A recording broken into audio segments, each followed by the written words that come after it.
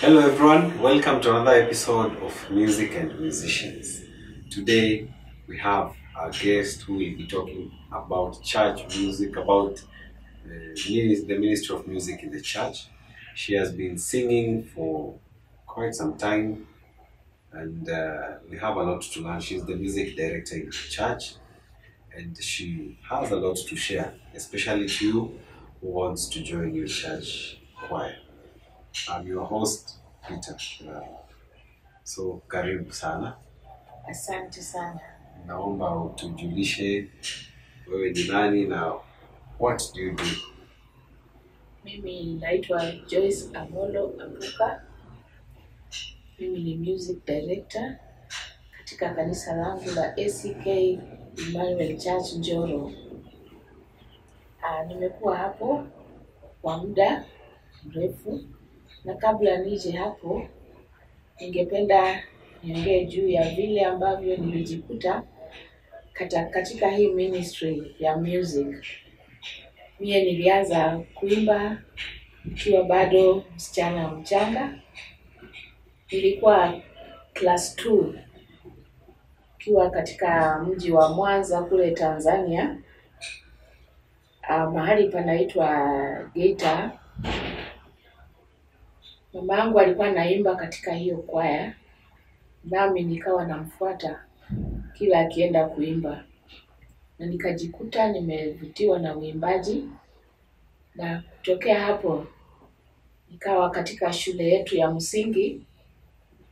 Mwalimu aliidentify hii kipawa, na ikawa kila kwaya ya shule inapo perform nilikuwa nikiconduct. Katika huo umri mdogo niliweza kuconduct kwaya ya shule nzima, na tukaenda mashindano na tukaweza kushinda. Hapo ndipo nilipoanzia music, na nilipoendelea nikajiunga na kwaya ya kanisa. Hilo kanisa lilikuwa la AIC Geita, Tanzania. Nikaimba pale mpaka wakati nilitoka huko nikarudi hapa nchini Kenya. Nikawa mwimbaji katika kanisa la St. Luke's Kisumu pale Manyata.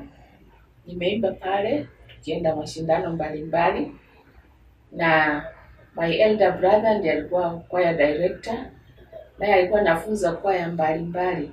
Yeye ndiye aliniinspire katika hii sana, hasa kutaka na mimi kuwa kama yeye, nikaweza kufundisha wimbo. Hiyo kipawa alipass on to me, na ninamshukuru sana. Rest in peace my dear brother. Na kutoka hapo nikawa mwimbaji.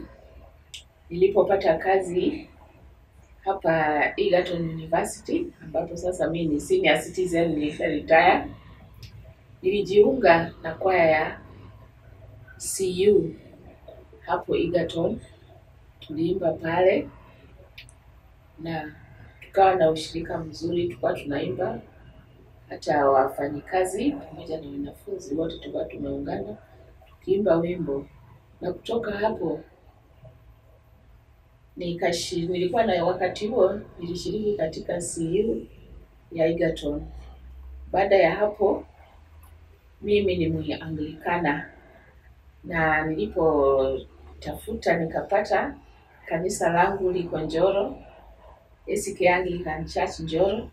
Ndiposa nilikuja pale nikajiunga na kwaya, na wakati nilijiunga pale nilipata kulikuwa na mwalimu mwingine ambaye alikuwa anafundisha kwaya, nami nikawa na interest hiyo, maana hata wakati nilikuwa sijaanza kufundisha nilikuwa naweza, hata ninapotembea njiani unaweza jikuta tu wimbo unakuja katika kichwa, unaanza kuimba peke yako.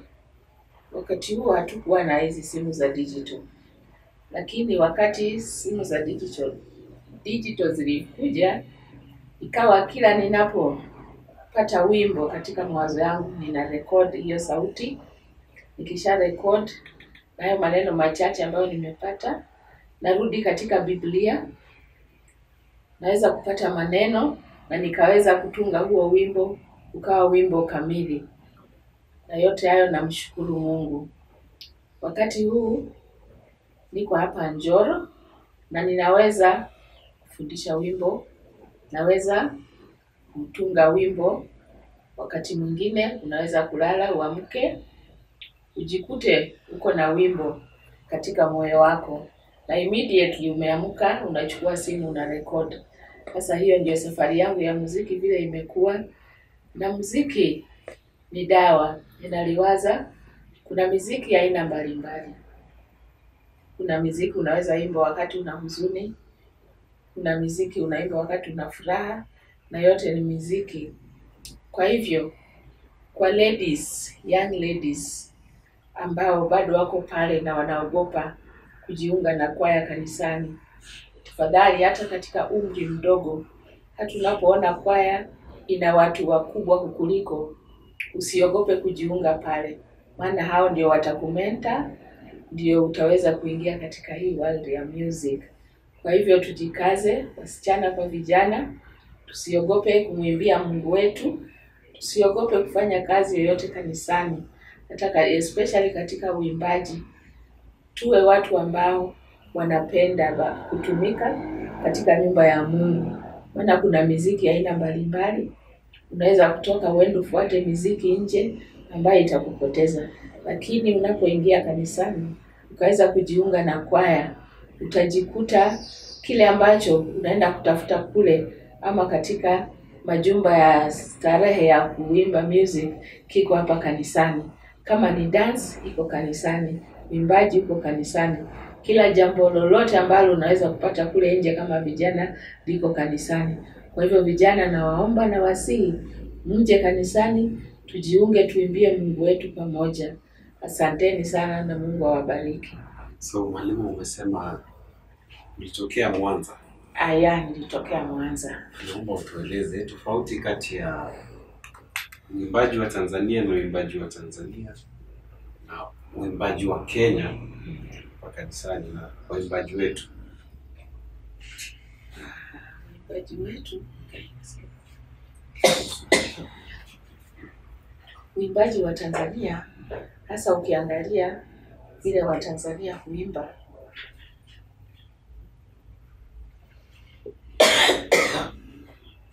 anapoimba wimbo, hata hivyo inatakikana sisi sote tufuate vile wanavyoimba. Unapoimba wimbo ambao unaimba, acha ukuministie wewe mwenyewe, iwe ni unaimba unajiimbia wewe mwenyewe, ufili huo wimbo. Watanzania wanaimba kwa moyo wao wa ndani, wanaimba kwa nguvu zao na kwa moyo wao wote. Na nyimbo zao mara nyingi si lazima ziandikwe katika hii music language, hii language of music, soul, falsetto, vitu kama hivyo. Wanatunga wimbo na wanauimba jinsi ulivyo na unatokea vizuri, na wanauimba kwa moyo wao wote.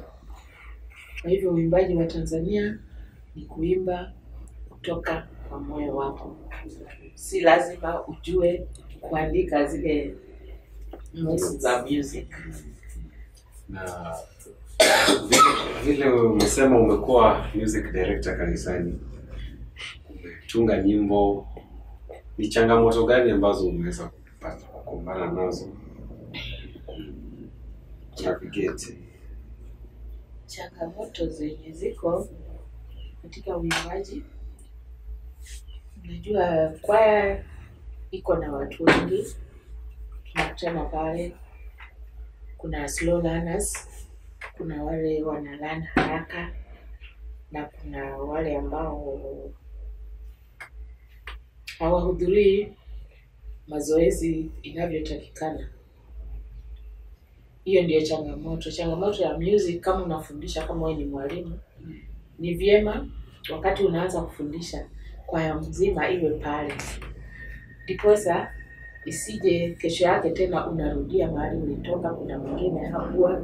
Lakini ukianza pamoja nyinyi nyote, tukianza pamoja tujifunze wimbo, tutaushika kwa njia nzuri Sasa hiyo ni changamoto moja,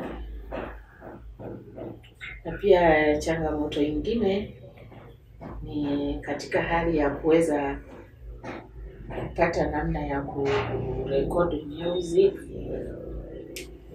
na tulikuwa tukitumia hii CDs, lakini wakati huu CD haziko kwa market. Sasa inabidi mweke kwa YouTube. Sasa hiyo ndio changamoto, maana unaweza usipate mtu wa kukuelekeza ufanye vipi. Hata ukiwa kanisani mnaimba tu pale yenyewe, mnajua mnaimba nyimbo za kanisani, mnashukuru Mungu, mnamtukuza Mungu, ila sasa kujiexpose nje ndiposa watu waweze kuwajua, wakaweze kubarikiwa na nyimbo zenu, hapo bado tuko na changamoto. Lakini najua hivi karibuni tutaweza kufanya kuwa katika YouTube ndiposa tukaweze kuonekana ulimwenguni kote. Kuna nyimbo zenye wewe umerecord? Ndio, ziko record nyimbo kama 20. Yes. Na tunaweza kuzipata aje ama? Ziko katika, kuna CD, ziko katika CDs, unaweza kuziconvert somehow ama kwa simu. Okay. Na sasa unaweza kutuguzia tu katuni kamoja, wimbo ambao unakuinspire, wimbo ambao unapenda kabisa? Yeah, kuna wimbo ambao niliutoa katika Psalms, Njoni Tumwimbie Bwana, na nikaweza kutunga huo wimbo, tukaweza kurekodi. Naweza kugusia kidogo. Njoni tumwimbie Bwana, njoni tumwimbie Bwana, tumfanyie shangwe kuu, tumfanyie shangwe kuu, mwamba wa wokovu wetu.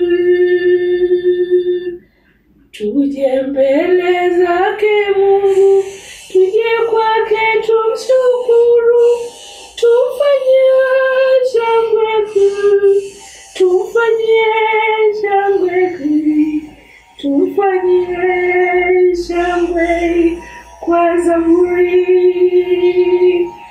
Njoni tuabudu, njoni tusujudu, tupige magoti mbele zake Bwana.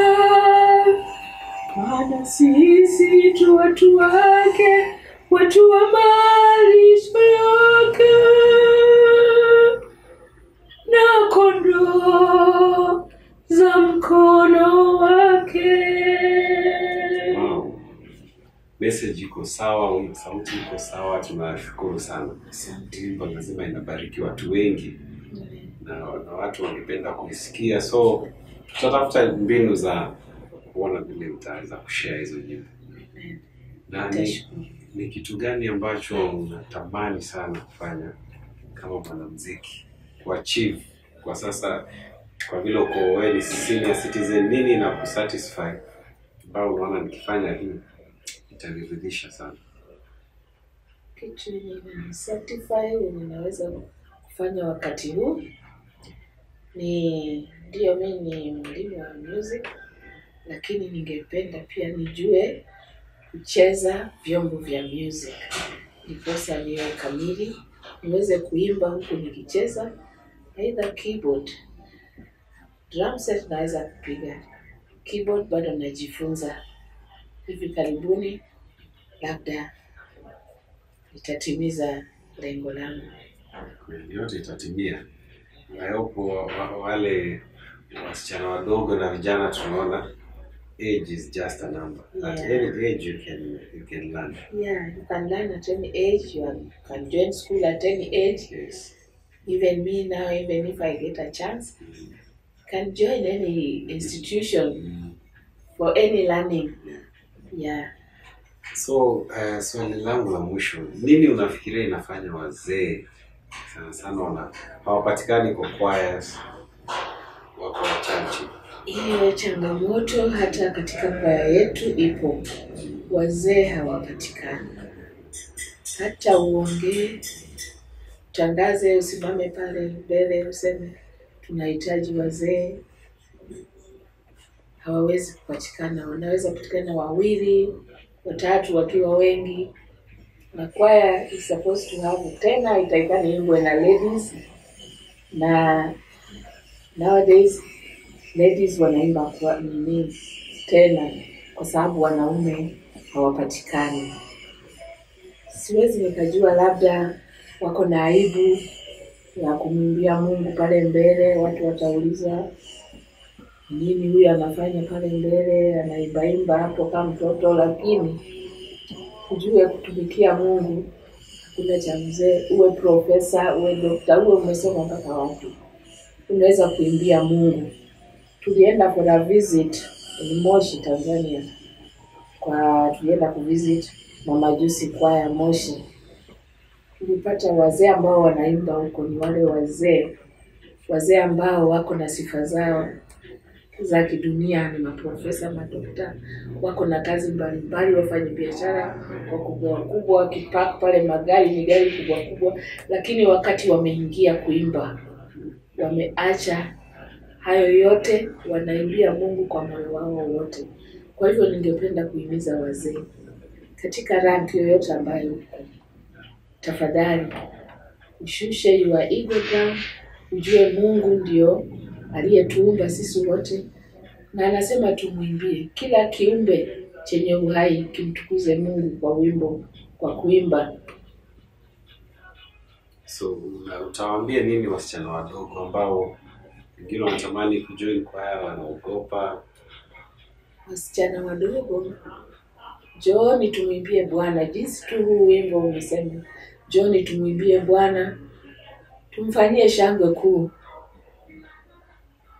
Wasichana wadogo, imbieni Bwana na mtaona matokeo yake. Ukimwimbia Mungu, kutoka hapo unaweza ukafanikiwa. Ukipata mtu wa mwelekezi mzuri, anaweza kukuelekeza mpaka ukawa mwimbaji mashuhuri, provided uweke maanani na uweze kupenda kitu ambacho unachofanya. Ukiingia katika kwaya, penda uimbaji, penda kwaya, na kutokea hapo Mungu atakubariki. Utakuwa mwimbaji mzuri. Hata mimi sikujua naweza kutunga nyimbo, lakini ni kwa uwezo wa Mungu. Kwa hivyo wasichana, njoni tumwimbie Bwana. Popote ulipo, achana na hayo ya ulimwengu. Njoo kanisani uonje utamu wa Yesu. Kuna wimbo unasema hivyo. Hebu njoo kanisani mwimbie Mungu, ujue utamu wa Yesu uko wapi. Sawa. Asante, tumefurahia sana kukua na wewe hapa kwenye studio yetu, na karibu hata wakati mwingine. Tumefurahia sauti yako na tunakuombea baraka na kuendelea kumhudumia Mungu. Asante sana. Asante, nami nimeshukuru kwa kunienzi, kuniita nikawa ya mgeni wenu siku ya leo. Mungu awabariki, nazidi kuwainua katika hii studio yenu, mweze kufanya makuu zaidi. Asante. Asante sana. So to our viewers, kindly keep subscribing, keep sharing, and comment so that we can get your views. Tell us who you want to see next. We will do our best to make sure we have them. So thank you very much, and God bless you. See you next time.